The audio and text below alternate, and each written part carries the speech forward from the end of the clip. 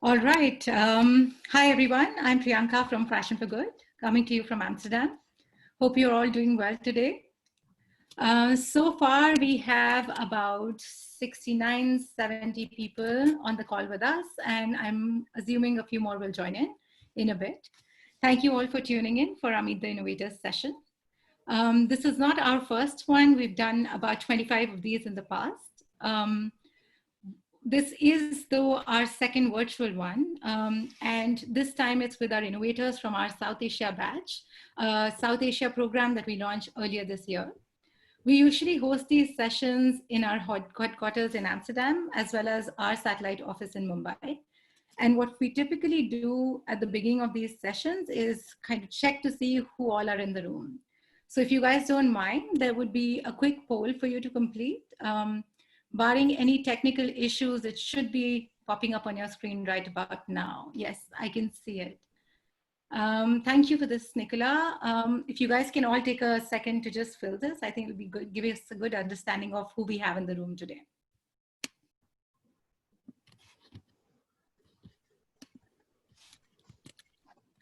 All right. Okay, so before we get started, a quick background on Fashion for Good. Some of you certainly know us, but a couple of you will be new, so I'm just going to talk a little bit about Fashion for Good quickly. Fashion for Good is a global initiative set up to connect innovators and industries to drive commercial adoption of sustainable technologies across the supply chain. Over the last 3 years, we've scouted for more than 2,000 startups around the world, supporting over 100 of them via our accelerator as well as our scaling program. We've recently launched ourselves in South Asia, supporting not only just innovations from the region, but also supply chain partners from the region, and enabling strategic opportunities with our corporate partners across the world. From the 9 innovators that joined us earlier this year in our innovation program, I'm excited to announce that 3 of us are there with us today to discuss their groundbreaking innovations. So with that said, today you'll hear from Amit from TextileGenesis. Amit is based out of Hong Kong, but currently riding out the pandemic in Bangalore. Amit will talk about their traceability solution. Krunal from Indra Water. Indra Water is based out of India, and Krunal will explain you about their technology that recycles industrial wastewater using compact and smart water system treatments.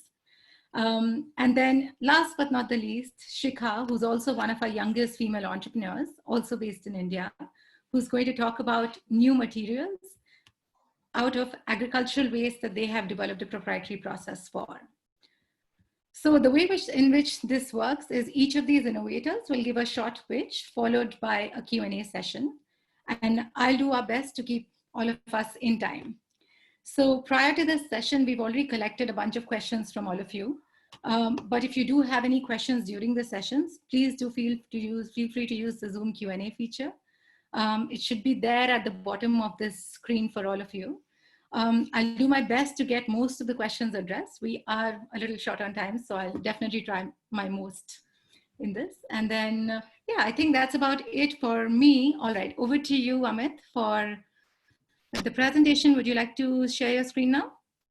Yes, let me share that. So can you see, just to check with Priyanka, can you see the presentation online? Yes, I can. Go ahead. Okay. So first of all, thanks a lot, Priyanka, Fashion for Good, for inviting us. And thanks a lot to all the participants on the call. Very briefly about TextileGenesis, we are based out of Hong Kong with our development R&D center in India, and also recently have presence in London. So very briefly, we have only 5 minutes. So I need to be very sharp on time because we also have 2 other innovators joining me in this panel discussion. Let me first start with the very interesting feature of textile and fashion industry, which is fundamentally different than consumer electronics, automotive, or any other industry you can imagine. If you look at most of the industry structure, you know, the top 10 brands typically have 80 to 90, or like in consumer electronics, even 95% market share. So those are relatively concentrated industries over top 10 brands. And this is my favorite question, right? I always ask people who think they know a lot about textile and fashion, what do you think is the market share of top 10 brands in the fashion industry? And how big do you think is fashion industry? Is it larger than automotive, or in between consumer electronics and automotive? No, in this particular forum, I know you can't respond back to me, so let me break the suspense.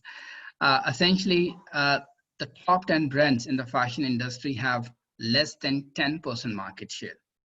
So majority of the market is highly fragmented.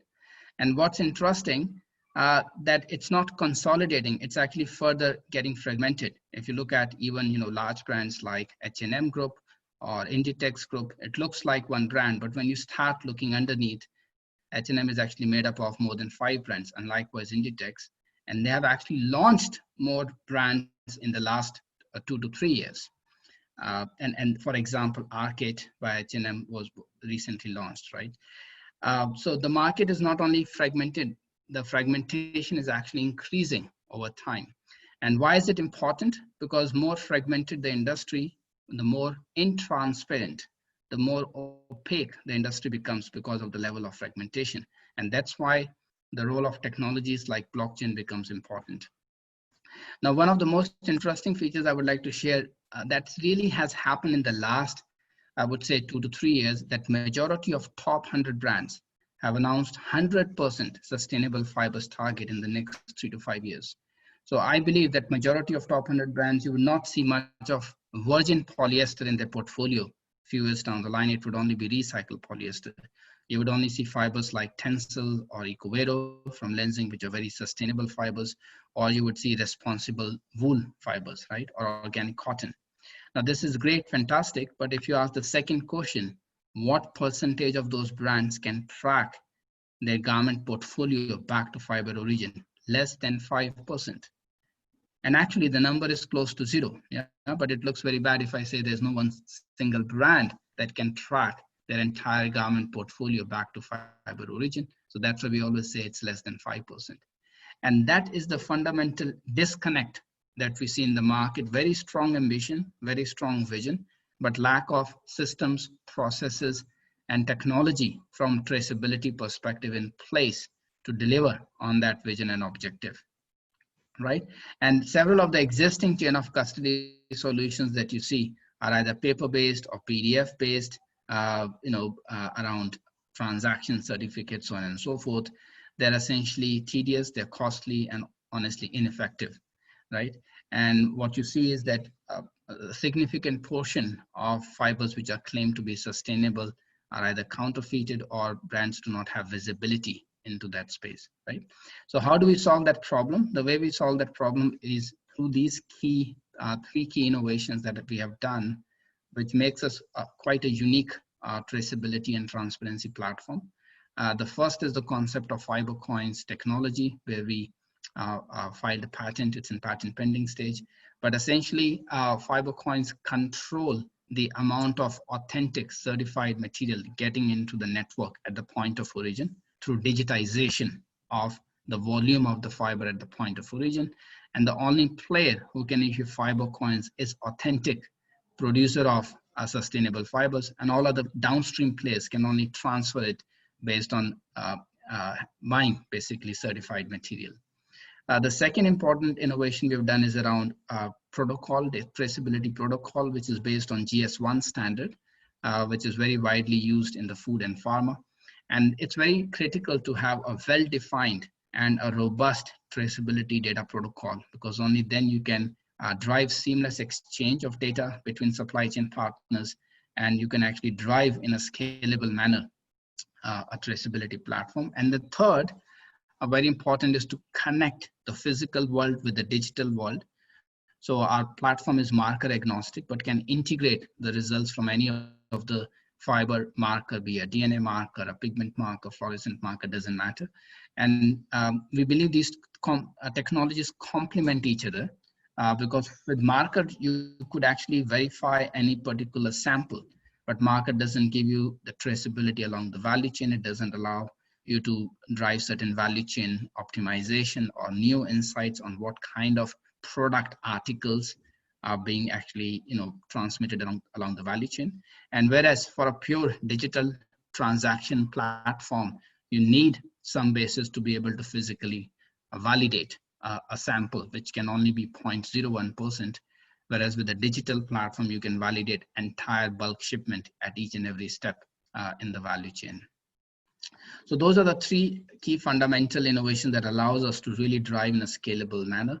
And it's very easy to use. So just a supplier has to actually, just 60 minutes of training is sufficient for suppliers to start using the platform. And we also define new incentives for suppliers as they join the network.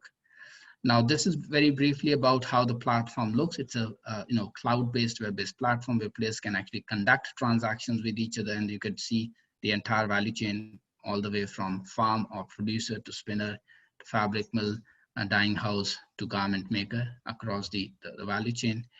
And second aspect of our technology is actually a mobile app by which, scanning the existing barcode, one can actually understand the story behind the garment, right? So it's for compelling storytelling for a brand to tell that stories at the point of sale, right? Now, this is one of the videos that we use to just very quickly demonstrate how the app works, where you can actually scan the existing barcode. These were the garments on display at the Hong Kong Fashion Summit last year, where just by scanning the barcode, one can validate or verify whether that GS1 code exists on the platform and understand, the unique story behind the product and what makes it unique, but also could actually go further down to look at, what are the specific certificates that product has. Consumer can click on the logo and it can take you to that particular, in this case, to the Tencel website, to even so see the story behind the product. Yeah. So let me stop. I hope Priyanka was on time. And to summarize, essentially what we do is we offer an end-to-end digital traceability for brands so that they could understand the value chain players behind that can help them drive better decisions around their footprint, better decisions around the risk. It also digitizes the certified material at each stage. So it significantly reduces the chances of adulteration and creates a digital chain of custody instead of a paper or a PDF or any other way to drive traceability. Yeah. So let me take a stop here, Priyanka. Yes. Thank you, Amit. That was very insightful. Just before I get on to the questions, I just want to quickly announce again, for those of you who joined later, if you do want to look at questions, there's a Q&A feature below. Please feel free to add in some more questions there. Okay, so Amit, getting back to the questions that we already curated, there were actually quite a few questions on blockchain technology. And since you mentioned the process just now, so I'm just going to start with this particular question. What benefits do you see in blockchain compared to regular chain of custody solutions with transaction certificates? Yeah, so I think that's a great question. The big difference with any of the transaction certificate methodologies, first is those are largely still based on paper-based and PDF file. So that makes it very cumbersome, tedious, and also honestly sometimes not very effective, because a lot of people have to be behind punching the data, and it's still the data sits on PDF file and it's in the hard drive of the people. So you don't get the full integrated view into that system. Then on the transaction certificates, the other big challenge is you only understand that last point of transactions. You are not able to see the full traceability across the chain. Because those certificates go from one guy to another, you don't have the full traceability, especially at the level of article and the lot level. You might get traceability at a mass balancing level at each node in the network. And what we do with our traceability data protocol, we go down to the article and the lot level. So that specific fabric article and that specific fabric lot, or a yarn article or a garment ID article is where at which level we go down to and attach the identifiers. The fiber coins are attached to that specific article. And that is a fundamental shift versus majority of what you see in the transaction certificates. And because of that is why you can connect it to the retail product. As we demonstrated through the EAN and UPC codes, we can actually demonstrate that at the point of sale. Thank you. There are a few more questions now coming on technology, so I'll pick them up first and then move on to the rest of the section. Okay. I will read out Darshal's question, which is TextileGenesis's technology seems pretty good, but how does it protect manufacturers' data from their competitor? Right. Again, a great question. So in this case, we follow, we have a data governance model. So the spinner's data is not visible to other spinners. A weaver or knitter's data is not visible to other weavers or knitters. And likewise, each player only can see his input and output, which is essentially what they already know, right? Where are they buying the raw materials and who are they shipping to?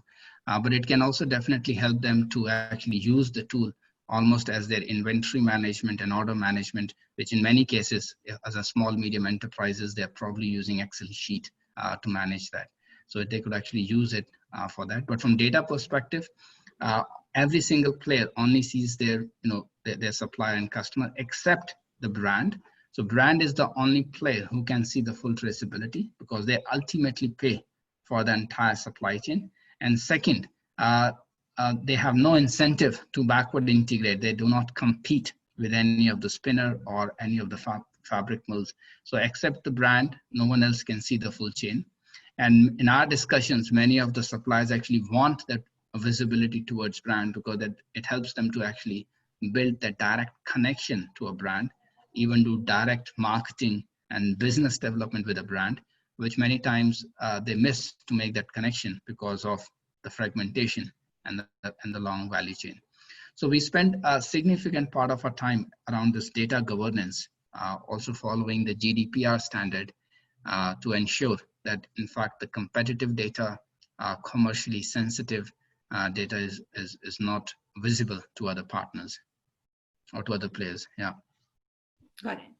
Okay, so a few more questions now on the technology side.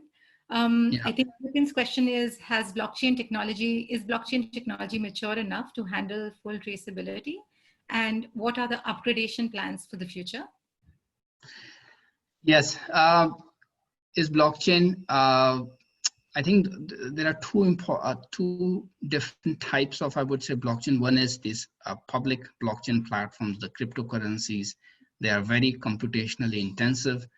Everyone can see everything, and also very, I would say, a lot of cost intensive because of the server's capacity. We do not use that because that doesn't add value for an enterprise solution. So we use something very specific for the enterprise grade, right? So for example, we use Hyperledger Fabric, which is backed by Intel, by IBM, by Linux Foundation, and that's truly an enterprise level solution. It's also a permissioned network. It's not a public. So and the second important thing what we do is we decide very carefully what we actually store on the blockchain and what we drive in our encrypted data layer. So all signatures, all the outcome of the transactions are stored on blockchain because it allows us to basically validate that single source of truth. But some of the validations, some of the computationals we might do actually outside in the encrypted data layer. So you have to do a very smart application of blockchain. Otherwise, you are right. I mean, you end up making things too complex and too costly or too time consuming, which is not necessary to what the industry needs. In terms of upgradation, I mean, we are planning to, we are rolling out commercially across the world this year. And we'll also have in 2 new languages, so not only in English, but 2 additional languages for the big textile hubs like China and Turkey to be able to use the system. Yeah. Got it. Thank you. So from technology, I'm moving to more customer-focused questions now. So Anam would like to know that how does one guarantee authenticity of what is marketed to the consumer?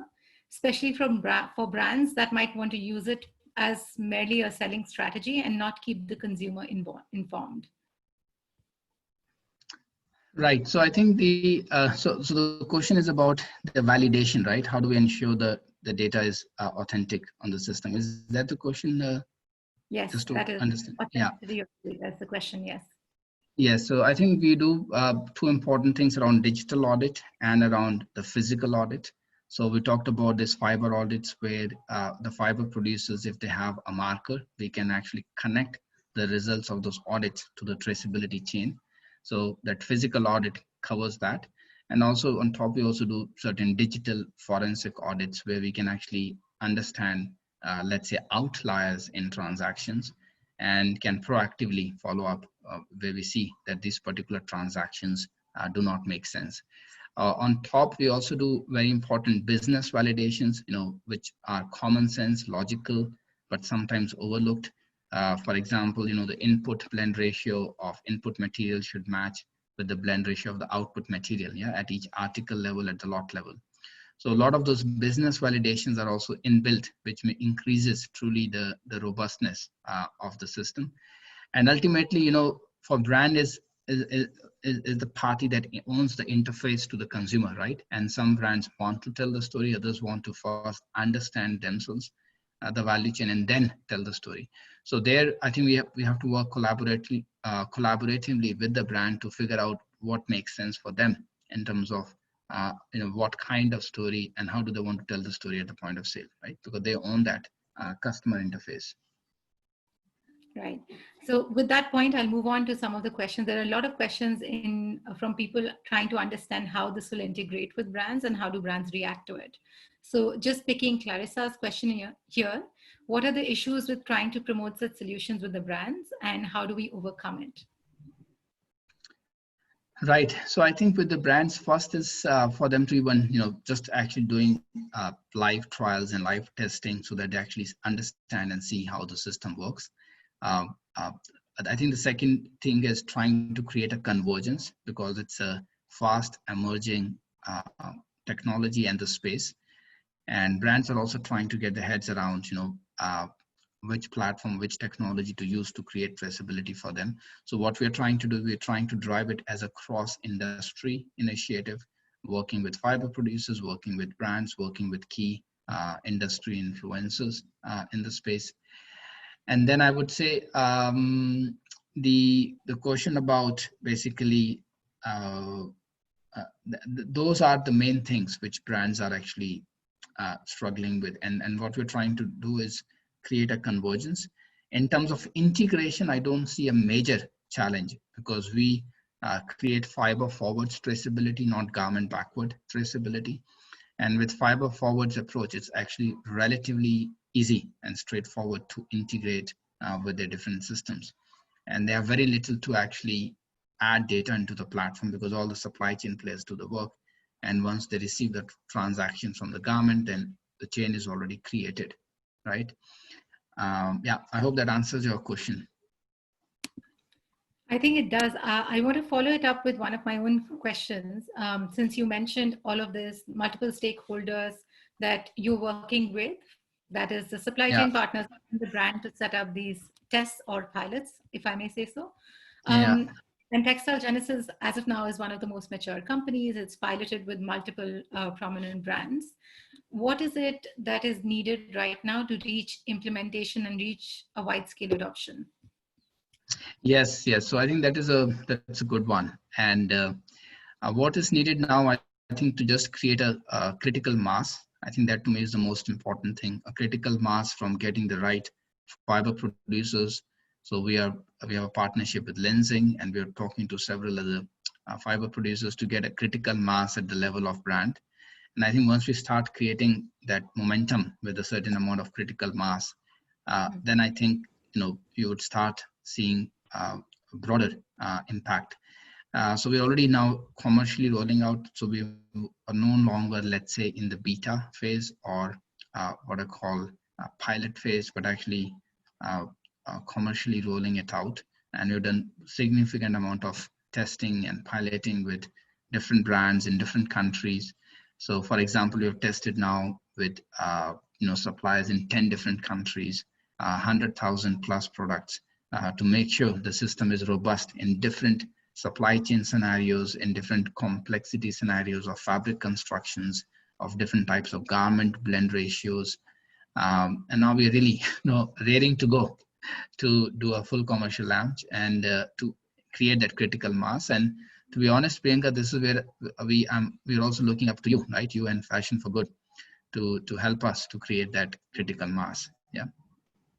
All right, thank you. So we're exceeding the time a little. So Amit, I know there are a lot more questions for you, but I think we will find a way to address them directly. I'd want to move on to Krunal for Indra Wastewater now. Krunal, would you like to share your screen? Yeah. Thank you, Amit, again for answering all the questions. No, thank you. Thanks a lot. Thanks, Priyanka. Krunal, over to you. Yeah. Can you just confirm if you are able to see the screen? Yes, we are. Go ahead. 1 second. All right. Hi, everyone. My name is Krunal. I'm one of the co-founders at Indra. We at Indra are a group of engineers who are really passionate about developing sustainable and clean tech solutions. And one of the key focus areas for us was wastewater management and recovery of water from waste. Water as a resource has been, you can say, neglected or underrated because we haven't really reached a tipping point globally where water scarcity has really hit us. I mean, there have been cases of day zero in Cape Town, even in urban cities like Bangalore in India. But then the entire complexity of water challenge, the magnitude of scale, it's too complex and typically it gets pushed under the rug and neglected. So, the image on the right that you see here is kind of captures the state of wastewater in most of the developing countries, especially in like rivers or canals, which are in cities, in urban areas next to industrial or manufacturing belts, where majority of the wastewater is directly dumped into the freshwater reserves.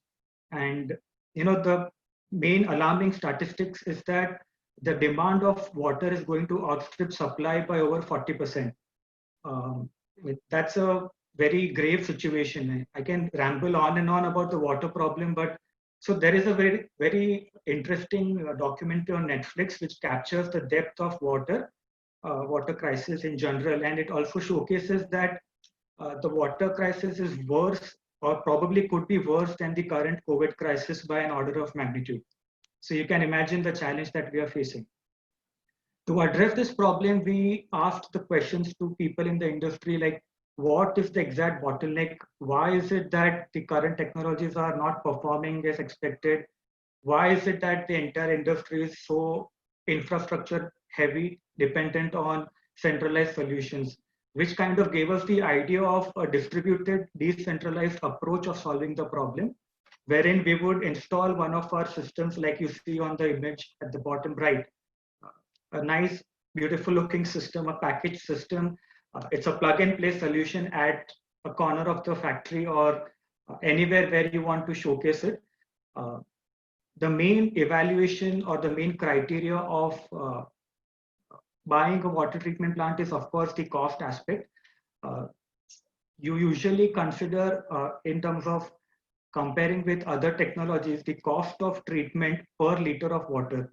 When we compare our solution with other existing technologies out there, we find that over a 10-year period, the life cycle cost of our systems are almost 30 to 40% cheaper compared to existing solutions. The other key aspects that I would like to highlight is that our entire process is chemical free. The technology that drives this is electro-coagulation and electro-oxidation. I will not go into technical details. I can answer them either offline or through the Q&A session. And one of the other interesting aspects is that the entire solution is modular in nature. By modularity, we can plug and play different components of our solution depending on the requirements of the end user, depending on the quality of wastewater coming in, or depending on how we want to scale up the solution. The image in the bottom with the beaker showcases the wastewater coming from a dye manufacturing company, which is the leftmost beaker, and the rightmost beaker is a treated water which we have processed through Indra system, and it is sent back for complete reuse within the factory. I would also like to highlight this specific example on the Fashion for Good platform where we installed one of our smaller units at a jeans manufacturing company. We were really alarmed to know that to manufacture and process one jeans, it takes almost 8 to 10,000 liters of water.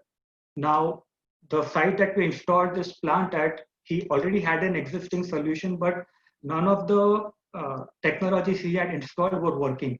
He had to literally dump the wastewater into the drains and open canals, which was obviously a costly affair because in India, there are 4 aspects of water cost. One is the fresh water cost that you have to purchase. Other is the treatment cost that you have to undertake. Next is the discharge cost that you have to pay the local authorities. And then there is a cost associated with sludge management, which is the gunk which is left after treatment. So after installation of our plant, there was significant reduction in the cost. Our plant did not require as much space. It required almost 75% less in footprint. So the remaining area could be utilized in its production facility or for storage, etc. And the image on the bottom right that you see is the comparison of raw wastewater versus the treated water. The treated water that we gave out was completely reusable and was used in the washing process. Like you can see in the image in the middle, on the left is the fabric which was produced by using local municipal water, which is the fresh water. And the fabric on the right is the water. It was processed after using Indra's treated water. There was absolutely no difference. And this is critical because even slightest of impurities in the treated water can lead to a rejection of an entire batch. So this was, this kind of leads into the circularity of treatment in wastewater. Up to now, the solutions that people have implemented was a linear solution because the treated water was not of reusable standards or high quality for reusing it in the process. But by completing this loop of reusing our treated water, which is significant amount, we are bringing in and closing in the loop of the circular economy framework. In terms of business, we have a couple of approaches where one direct approach is the sale of our commercial plant on the capex model, where you would directly buy one of our units. The other aspects are the service and maintenance. We also supply and service Indra Smart Automation platform. All of our systems are completely automatic, thereby ensuring consistency. We can give the same automation platform to other existing solutions in the market. We can also give an analytics platform, which is monitoring the performance of the plant and giving you the data of what is the health of your plant. It can do predictive maintenance, etc. And the model that I'm highlighting in front of you today is the pay-as-you-go model, wherein we have aggregated investors and third-party financing companies who would essentially give the capex required to build this plant to us. And we in turn would give the plant to the end customer for free without any capex burden. And in return, the end customer or the user has to pay us per liter of water treated, like a normal billing cycle. So by eliminating the capex burden on the user, it suddenly increases the adoption rate of such solutions, which I feel is very important and necessary considering how the water resources are being depleted. And like on the right, you can see like a small 20,000 liter per day system has a significant impact. It can save almost up to 7.3 million liters of water. Saving water is not only one aspect. Like by saving water, you are also ensuring that the existing manufacturers and factories are remaining operational. They can continue their business without worrying about depletion or increasing costs of water. Thereby, they are able to maintain the workforce. So the indirect impact of doing water or any sustainable solution is on the economy there, in which you are creating and maintaining jobs. And we are also advocating everybody to come on this platform and become a water warrior. Like like I said earlier, we are facing a COVID kind of a war situation, and the water crisis is only going to get worse. So everybody needs to step up and take responsibility in promoting such solution and sensitizing the market about the benefits of you know benefits and economics of scale, especially. Like lot of the feedback that I got from the market is a lot of textile manufacturers have not considered the cost of water treatment into their margins or in the cost of production of jeans, for example. So by doing and innovating in the business model front, along with technological innovations, I feel we can push this and uh, make sure that we are doing fashion in a responsible manner. Yeah, and Thank we you. have yeah.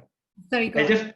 I'll just end this like we have been in this business. We started this in July of 2018. It has been a good journey so far. And even though there has been a pause because of COVID, I think the sustainable way of doing things is a trend that is never going to die. I mean, it is going to pick up, and we are constantly innovating. Like we are a technology first company, and we are constantly developing our solutions to meet the market requirements. Thank you for your time, and yeah, I'd like to take your questions now. Wonderful. So I'll start with the first question around scale.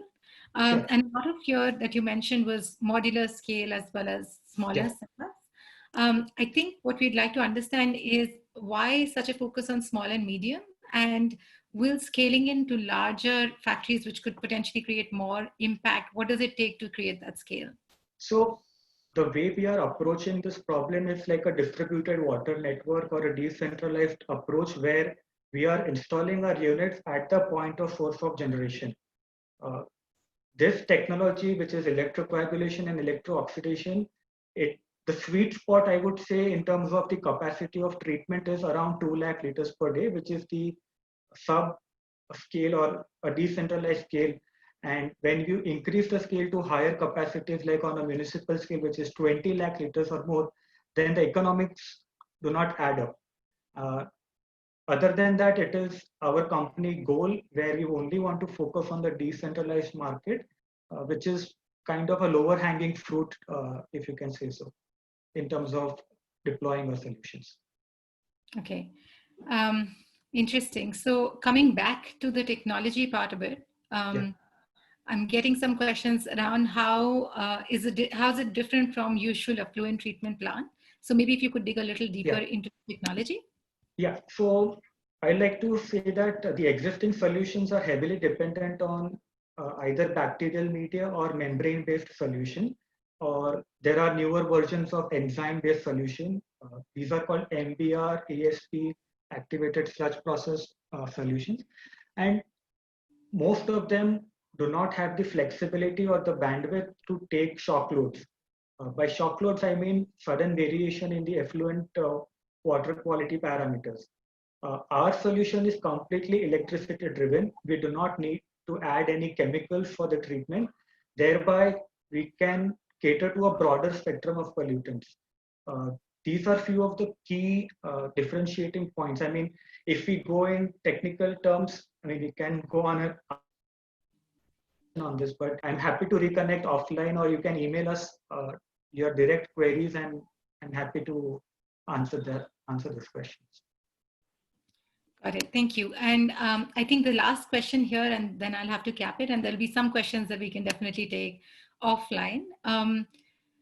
What are the challenges that you've come across during implementation, and any particular differences in residential and industrial implementation?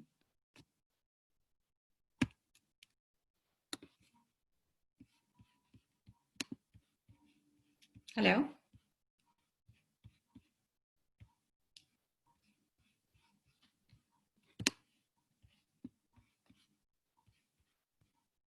Okay, I think we lost Krunal. Krunal, are you still there? Okay, so I'm going to come back to Krunal for further questions. Shikha, I'll over to you now. Shikha, could you share your screen? Yes, I'll go. Hey, Shikha from Altmatch.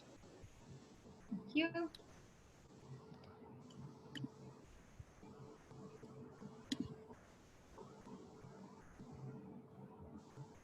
Can you see my screen now? Yes, I can. Go ahead. So I often like to start with this question, which is what are textiles made of? Like, it's omnipresent, it's in your shoes, it's in your carpets, it's in your clothing, but have you ever wondered what are they made of? So yes, the answer does boils down to fiber in most cases. And this is one question that the textile supply chain decides at the very beginning of a piece of cloth, but it kind of impacts almost everything after it, like how it would be made, as well as how it would be discarded. If you notice, we use around 100 trillion tons of fibers almost every year, and 75% of this is cotton or synthetics. In case of synthetics, it is mostly polyester. If I talk about cotton, I guess a lot of us are aware about how water thirsty the plant is, and also how pesticide heavy the plant is. It is believed that cotton is only 2.4% of world's agricultural land, but it is 24% of world's pesticides. So you see the imbalance. If you go into polyester, the story just gets worse because it is equivalent to plastic. Every time you're washing it, you're releasing microplastics back into this ecosystem, and that ecosystem, like let's say it goes into water, it comes back to you. So it might be sitting in your own gut right now. It is believed that the purest form of food, mother's milk, is also now affected with the microplastic.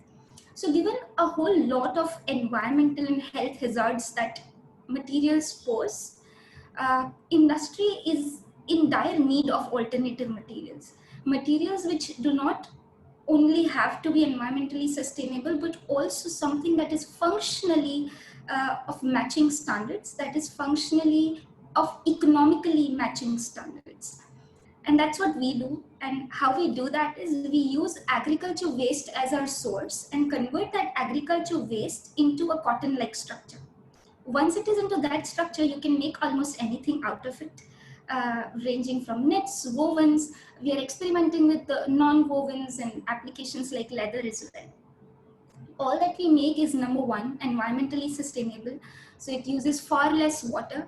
In our recent LCA, we figured out that we use only 14 liters of water per kg of fibers, which is way lesser than almost any other fiber, mainstream fiber that's available out there. We never use pesticide, insecticide in our supply chains. Also, we are socially inclusive because in a lot of ways, the way we are managing our supply chain, we intend to buy these fibers from, or we do buy these fibers from farmers who might otherwise burn this as an agriculture waste. When we buy it from them, we create an additional income for these farmers. Also, it is functionally superior, which I think is one of the most important part of our product. So it has qualities like it is naturally 99.8% antibacterial. You do not really have to make it go through a chemical process. It is anti-UV and a lot of alike properties that can be used as and when you need it for a certain application. A lot of times I hear such materials exist in market, right? But I often would like to contradict that point, that existence is not equivalent to applied at scale. If it has not been applied at scale, it has not really brought the impact that it ought to bring. So to solve that, we've built a business model which enables industry to take this at scale. For example, the number one thing with alternative fibers is that it is expensive.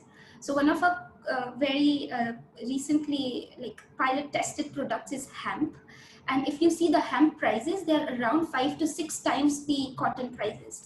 We have brought down those prices by 50%, and we try to continuously do that, making these materials progressively viable. Number two reason of these materials not going to scale is its incompatibility. So the fibers have to work with spinning machines, dyeing and printing infrastructure, with weaving all along the way. Just like an electric car needs to work on the same road infrastructure, the fibers need to work on the same existing infrastructure.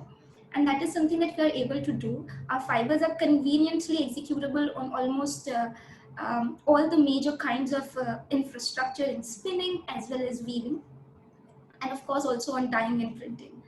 The third most important part is these materials need to be available at scale. So as you see, our consumption is almost over 100 trillion tons. You cannot go to the market saying that I will do 1 ton of these fibers a month. And that's one thing that we are able to achieve because our source, agriculture waste, we do not want to control it. We are really okay with a farmer producing that plant for some other primary purpose and then take that agriculture waste, which is abundantly available, and convert that into a fit fiber through our technology. And this helps us make these materials adequately available. So with all this, what we're trying to do is we're mainstreaming alternative fibers. If I talk about what stage or with what market players we interact with, it is all the three kinds: manufacturers, brands, and catalysts.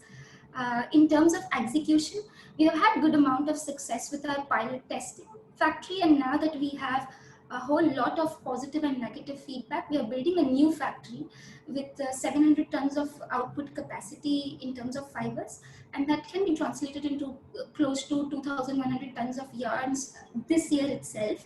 I was expecting it to be up this May, but then lockdown happens. There's a slight delay of by a quarter, but we would be up soon with great amount of scale and quality improvement with that factory coming into picture. At last, a lot of people talk about sustainability and I believe we need to look at the sustainable ecosystem like the way we look at our own health. So you cannot claim that I'm going to exercise, I'm going to have a good sleep routine, but I'm not going to eat good food. That way you cannot manage your health. The same applies to environmental ecosystem of textiles. Alternative materials are equivalent to good food in case of textile health systems. Thank you, and over to you, Priyanka. Thank you, Shikha. That was quite insightful. So I'm going to start with some of our previously curated questions. You showed us an image of your fibers. I think the question is then, could you tell us a little bit more about the performance of these fibers? Do they need to be blended with other materials? In which format can they be used? And more like, what does the material feel like? So it's a couple of questions combined in one. Got it. So talking about the blending part, yes, we do blend it with the with other fiber. It can be a secondary blend, it can be a tertiary blend. By that I mean that you can blend it with number of things together, let's say poly plus cotton plus our materials, or you can do cotton or tencel or modal with these fibers. So the blendability of these fibers is pretty versatile, and depending upon the feel that you need. So let's say you really need a falling feel. In that case, you can go ahead and blend this with polyester or tencel. If you need a linen-like or a cotton-like blend feel, you can blend it with cotton or polyester. Its feel per se is very close to the feel of linen. But again, if you're blending it, you would be able to mold the feel in the ways you need it. So that's how you can manage the versatility, and that kind of helps us take these fibers to number of applications. In terms of functional properties, the one that is most applicable in the current scenarios and what brands have been demanding is its antibacterial property. So the way we manage our fibers, antibacterial property is pretty much in the DNA of the fiber, and even if you wash it, it's not going to go away. And that's one of the most sorted quality because you're not doing any chemical treatment to get it. The other important ones are air permeability, its ability to keep smell and sweat away, and a lot of others which depending upon application can be chosen and played accordingly. And is this final fabric then biodegradable or recyclable? So again, this depends on the blend you choose. So if you are blending it with a cellulosic fiber like cotton or viscose tencel, in that case it is recyclable with the tencel materials. You also have to be very sharp about the dyes and the paint that you use, but these decisions are often left to the brands. Is it recyclable by on its own? Yes. Is it biodegradable on its own? Yes. But if you do something to it while doing other processes, it might have its own play. Okay.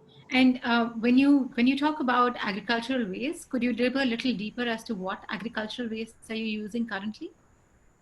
Yes, so the ones that has been launched are more around the stalk or the bast part of the plant, and we the one again, even amongst the bus, the one that we highest produce is hemp.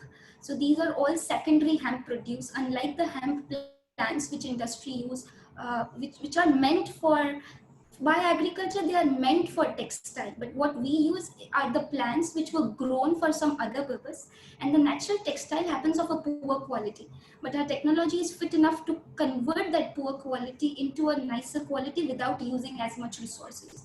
Similarly, we can do banana, kenaf, nettle. So there are some more materials that we plan to launch later this year, in the last quarter. Okay, thank you. Shikha, you have a bit of a fan following. There's some very interesting messages coming up for you. I think my next question here, and curating some of the questions that are popping up now, what are the, you mentioned kenaf and banana and other, what are the other agricultural waste that you are considering? And is that something already in production? Is that for something in R&D? So I would say we have achieved a good amount of success.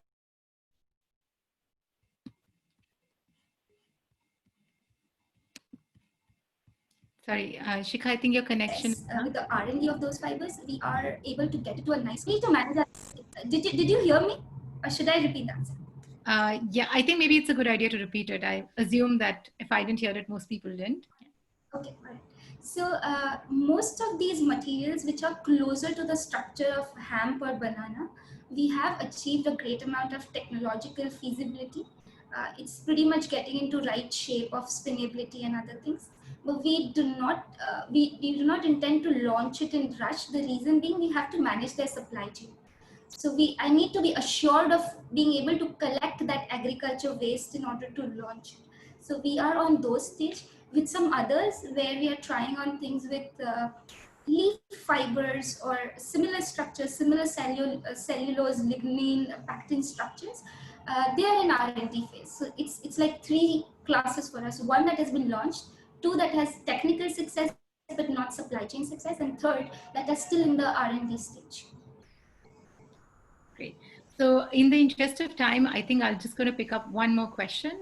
There are a lot more, and of course, we'll do our efforts in answering all of these independently, either through a communication channel or through one-on-one emails. So Shikha, for the last one for you, Clarissa asks, what has been the toughest challenge in coming up or with the invention of this fiber? And how has it been overcome? And if I may add one extra question from another person here, is are there any brands that you're already associated with? Okay. So I think it would be very tough to pick one challenge, because as and when you move from idea stage to understanding and implementation stage, the toughest challenge keeps changing, and that is what makes me excited, or that's probably my way of looking at things, that we are progressing. If your problems keep changing, if your challenges keep changing, you're probably on the right track. If I still have to pick one, it's probably like execution is tough. Building a factory takes a whole lot of patience, and that patience has been testing me a lot. So that's my one thing. Are we working with brands or not? So yes, we did have a lot of sample exchanges and pilots with a number of brands and manufacturing companies, but none of this has been launched as a capsule collection or a mass collection yet. We are waiting for our factory to be up to be able to do that. All right. Thank you. And before, as a closing question, which I think an issue that has been on everyone's mind, COVID-19, I think I'm just going to ask this one closing question for all the three entrepreneurs here. And maybe Shikha, you can start with this.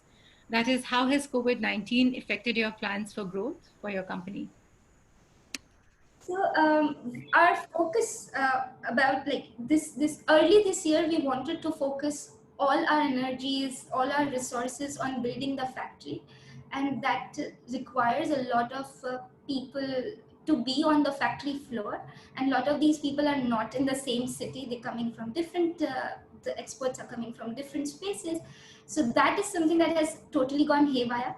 So we had to fix. We have to kind of shift our focus from that to other things, and that has not been particularly bad, I would say. So though it was not something we were intending to do right away, but what we could do is we could shift our focuses to manage the supply chains and look out for the agriculture waste and R&D part of it. So the second and the third category of fibers that I was talking to you in the previous question, we shifted our energies toward those questions, and we have some good results. So yeah, execution wise it has come to a pause, but then that has triggered our thinking side, so it's pretty much okay. I'm expecting it to start again. Very positive. Thank you. Krunal, would you want to address this next? Yeah, sure. Sorry, I got disconnected earlier. So yeah, in terms of COVID affecting the business, yes, definitely there has been a pause in terms of our daily operations. Execution has been affected, but at the same time, we utilized our engineering skills and we figured out a way, like one of the technologies that we use in our water treatment plants, we have repurposed the same technology towards surface and equipment disinfection, which can be applicable to hospitals, especially like for PPE sterilization, glove sterilization, even N95 mask disinfection. So that has been a productive period for us wherein we could think out of the box and help contribute our solution towards fighting COVID. In terms of going back towards the water business, I'm expecting things to be a little bit slower this year, but eventually being a sustainable solution and this being quite necessary, especially with the water scarcity challenge that we are facing, the business will slowly but steadily pick up and resume to normal. Okay, very positive again. Amit, would you like to go next? Yes, so I think in our situation, because we are essentially more of a software solution, right? It doesn't directly impact the way it affects, Shikha and Krunal in terms of production, because they're more asset heavy. So we are actually continuing with our development roadmap. That hasn't really changed. In fact, we have tried to add a few more things because we know the market might be a bit slower in terms of adopting. So it gives us a bit more time to move fast. But I also want to believe that, with the COVID-19, the importance of traceability and sustainability in general has become even more important, right? The aspect of, how drastically the world can change. The same thing could happen with the climate change. So I think sustainability and climate change is back on agenda even strongly. And what we see is traceability is very deeply connected to sustainability. So you can't really have a credible sustainability journey without underpinning it with traceability. Although in the short term, we do see a lot of pain at the level of brands, a lot of pain in the retail sector, especially in the fashion retail. But we are hoping that, this year we consider it almost a wash. So we expect that at least from beginning of next year, the business at least would start coming maybe 90% to its previous level. Yeah. Thank you. It's actually fantastic to see that while this has been there has been quite a negative impact, but almost all of you have looked at it very positively and found opportunities out of it. Since we've overrun time a little, so I'm going to quickly close this. I'm really sorry, but there are about 10 to 15 questions that we couldn't address today. And we'll make sure that it is addressed in some way or the other in the next coming few days. And yes, to finally close out, we are hosting weekly online events, and you can find out more about these at our website, fashionforgood.com. Thank you again, everyone, for tuning in, and sorry for a bit of delay. All right, thank you.